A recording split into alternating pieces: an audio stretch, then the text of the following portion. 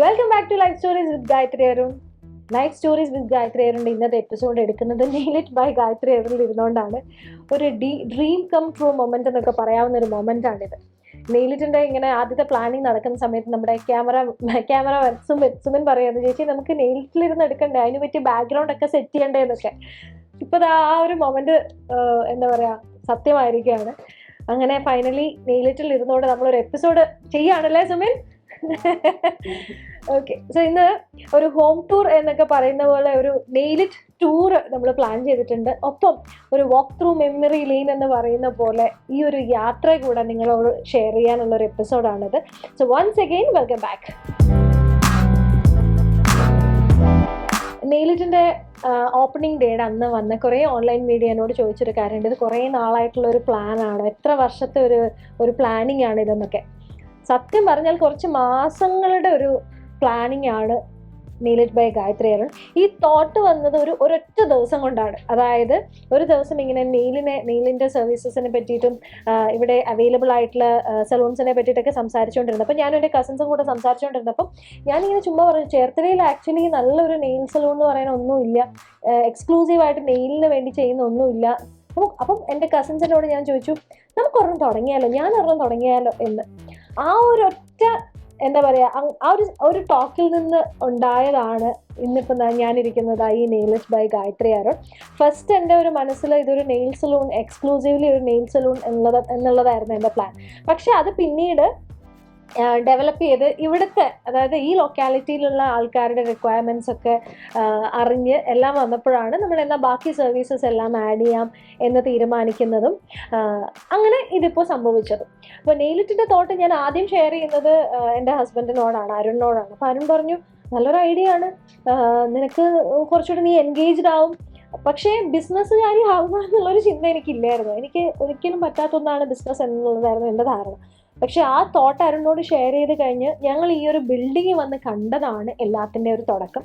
അതിനുശേഷം പിന്നെ ശടപടേ കാര്യങ്ങൾ നീങ്ങി അതിൻ്റെ കൺസ്ട്രക്ഷൻ വർക്കൊക്കെ കുറച്ച് നാളെടുത്തു. എനിക്ക് തോന്നുന്നു കഴിഞ്ഞ ഒക്ടോബറിൽ സ്റ്റാർട്ട് ചെയ്തതാണ്. ഇതിനകത്ത് പല പ്ലാൻസൊക്കെ മാറിയൊക്കെ വന്ന് അങ്ങനെ finally July 12 nail it by Gayathri Arun ഉദ്ഘാടനം ചെയ്തത്.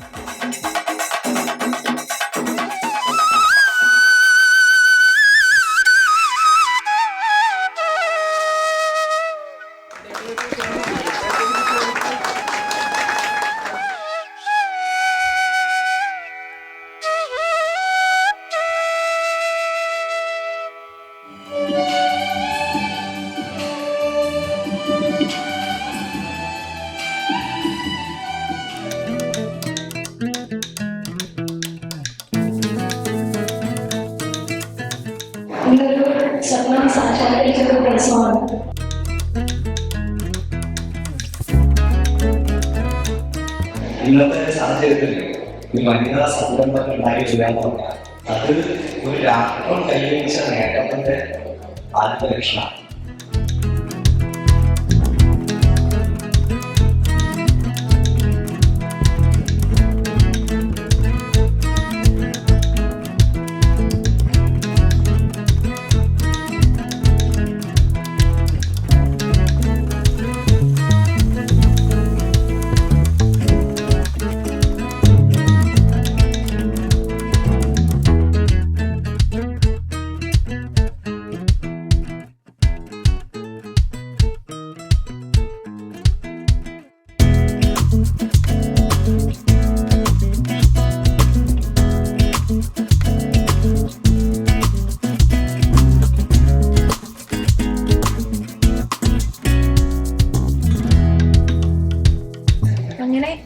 Nail it by Gayathri Arun സംഭവിച്ചിരിക്കുകയാണ്.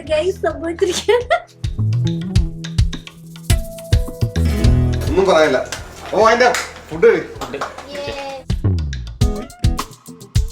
So നമ്മള് രാവിലത്തെ ഫംഗ്ഷൻ അടിപൊളിയായിട്ട് നടന്നു. ഫംഗ്ഷന്റെ ഇടയ്ക്കൊക്കെ എല്ലാരും വന്ന് ചോദിക്കണ്ടായിരുന്നു, നല്ല രസമുണ്ടല്ലോ, ഡ്രസ്സ് നല്ല രസമുണ്ടല്ലോ, മേക്കപ്പ് നന്നായിട്ടുണ്ട്, ലുക്ക് അടിപൊളിയായിട്ടുണ്ട്, സുന്ദരിയായിട്ടുണ്ടൊക്കെ. ഇതാണ് അതിന്റെ പിന്നിലെ ആള്.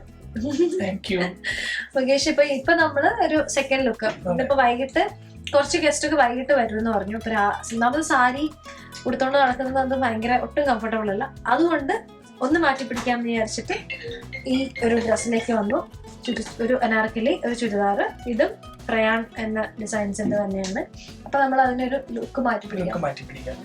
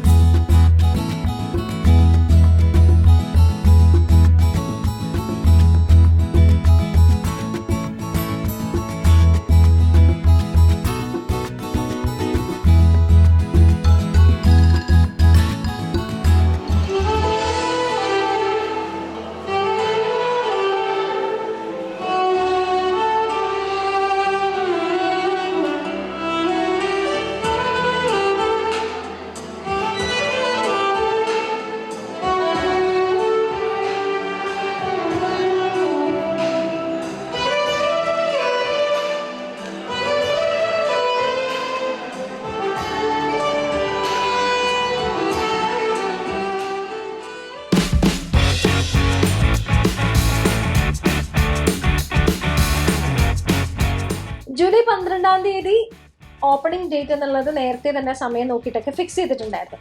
ജൂൺ 30 വർക്ക് തീർക്കാം എന്നുള്ളതായിരുന്നു നമ്മുടെ ഇതിന്റെ കോൺട്രാക്ട് ഏറ്റെടുത്തിരുന്ന സ്പേസ് ലോജിക്സ് നമുക്ക് തന്നിരുന്ന ഒരു സമയം. പക്ഷെ പല കാരണങ്ങൾ കൊണ്ട് സമയം ഇങ്ങനെ ഡേറ്റ് ഓരോ വർക്കായിട്ട് ഇങ്ങനെ പെൻഡിങ് വന്നു, നീണ്ടുപോയി. അവസാനം ജൂലൈ 12 രാവിലെ 8 മണി വരെ ഇവിടെ ഓരോരോ ചെറിയ ചെറിയ വർക്കുകൾ ഉണ്ടായിരുന്നു. യുദ്ധം എന്നൊക്കെ പറയാൻ പറ്റുമല്ലോ, ആ ഒരു അവസ്ഥയായിരുന്നു സത്യത്തിൽ. ഇതിന്റെ ഓപ്പണിംഗ് എല്ലാവരും വന്നു കണ്ടപ്പം നന്നായിട്ടുണ്ട്, നല്ല ആംബിയൻസ് ആണ്, നല്ല കളർ തീമാണ് എന്നൊക്കെ പറഞ്ഞെങ്കിലും ഇതിന്റെ പിന്നിലുള്ള ഒരു സ്ട്രഗിൾ എന്ന് പറയുന്നത് എൻ്റെ ലൈഫിൽ ഞാൻ ഇത്രയധികം ഒരു സ്ട്രെസ് അനുഭവിച്ചൊരു സമയം ഉണ്ടായിട്ടില്ല എന്ന് വേണമെങ്കിൽ പറയാം.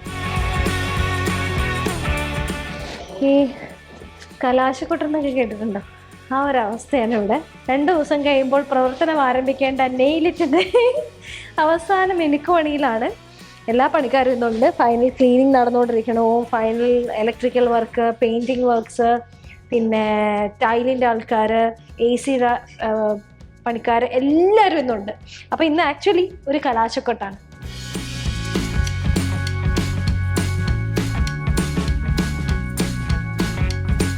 എന്നിട്ടും ആ ജൂലൈ 12 നമ്മുടെ വിളിച്ച ഗസ്റ്റുകളെല്ലാം വന്നപ്പോൾ ഇത് ഈ ഒരു ഫോമിലേക്ക് ആക്കാനായിട്ട് ഒരുപാട് ആളുകൾ രാപ്പകല് നമ്മുടെ കൂടെ നിന്ന് കഷ്ടപ്പെട്ടിട്ടുണ്ട്. അവരെല്ലാവരെയും കൂടെ ഞാൻ ഈ ഒരു വീഡിയോയിൽ ഓർക്കാണ്. ഓരോരുത്തരായിട്ട് എടുത്ത് പറയാനാണെങ്കിൽ നമ്പർ ഓഫ് ആൾക്കാരുണ്ട് ഇതെൻ്റെ ജോലിയല്ല എന്ന് പറഞ്ഞ് ഒരാളും മാറി നിന്നിട്ടില്ല. അതിപ്പോൾ നമ്മുടെ ഈവൻ ക്യാമറ ടീം, വിഷറി എന്ന് പറയുന്ന അവരുടെ ഒരു പുതിയ സ്ഥാപനമാണ്. സുമിനും മറ്റ് 3 സുഹൃത്തുക്കളുമാണ് അതിൻ്റെ പിന്നിലുള്ളത്. അവരൊക്കെ ഇവിടെ വന്ന് തലേദിവസം ഫുൾ ക്ലീനിങ്ങിന് വരെ ഇവിടെ ഉണ്ടായിരുന്നു എന്നുള്ളതാണ്. ഇതിൽ നമ്മുടെ കാർപ്പൻട്രി ചെയ്ത ചേട്ടൻ, പ്ലംബിംഗ് ഇലക്ട്രിക്കൽ വർക്ക് ചെയ്ത സാജു ചേട്ടൻ, അങ്ങനെ ഒരുപാട് ആളുകൾ രാപ്പകലില്ലാതെ കഷ്ടപ്പെട്ടതിൻ്റെ റിസൾട്ട് തന്നെയാണ് നെയിലിറ്റ് ബൈ ഗായത്രി. അത്